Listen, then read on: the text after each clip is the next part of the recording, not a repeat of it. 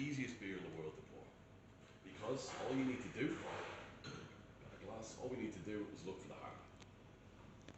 To begin, we're going to hold the tap nozzle directing straight at the harp and keep it as close as you can without spilling a drop.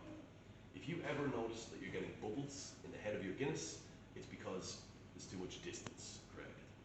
This is not a stage. This is not a platform. This is not to have the Guinness resting on as it's pouring. It's one of the worst things you can do for the body of the beer. The whole time, the glass should be held as close to the nozzle as possible. Once you have it in this position, take a hold of the tap, pull it down towards you. Keep an eye on the harp. In a moment when the beer reaches the harp, we'll just gently start to even it out. And then, when the beer reaches the top of that golden harp, we stop. Now because we kept it so close to the nozzle, we've got smoothness on the top. Very few bubbles, and those that are there, they're just what was in the line, they will go away. So you'll have a completely smooth head by the time it is finished. What you're looking at now is just over 3 million tiny little nitrogen bubbles, and they're doing their job. They're going up north, and they're going to form the foam for you. This takes about 90 seconds. The reason I say about is because depending on the frequency of how many Guinness you're pouring that day, maybe where you are in the keg, what your gas pressure system is set up at, it could be 100 seconds, it could be 80 seconds, but we don't need to time it. Because what you can do is you can judge it all just by eye. Once the beer is completely dark, no more movement, no more settle, no more surge, we're ready.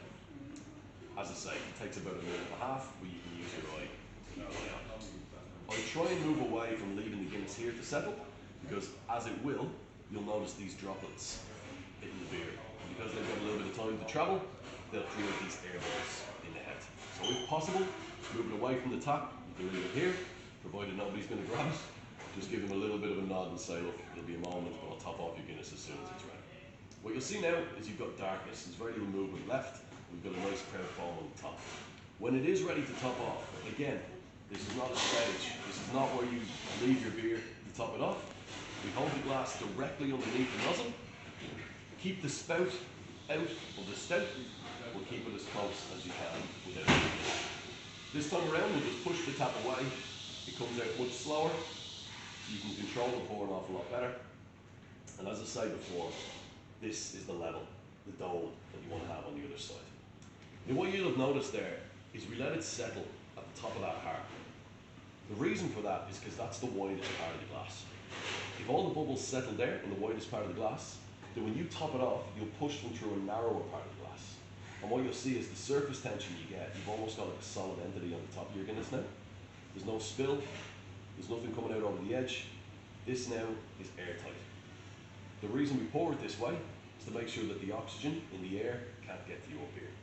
As soon as the head starts to spill, as soon as the head starts to come out over the edge, the head is too thin, the oxygen gets to the beer goes flat. Once you've got a head like this on the top of the beer, the drinker can drink it all the way down, and the most important taste, the last one, they'll definitely order another one. You can guarantee that. Once the head starts to spill, if it's badly presented, if it's too thin, their beer will go flat as they're drinking, and they will not be having one. Guinness is the decider. The group of people will go where the Guinness is good. I've never in my life heard somebody say, nah, the lager is no good in that pub, but I've definitely heard people say the Guinness is better here than there. 10 people, even if 3 of them are Guinness drinkers, likely they'll decide where the Guinness is good, and they're the ones who are going to want to go. Any questions on any of that?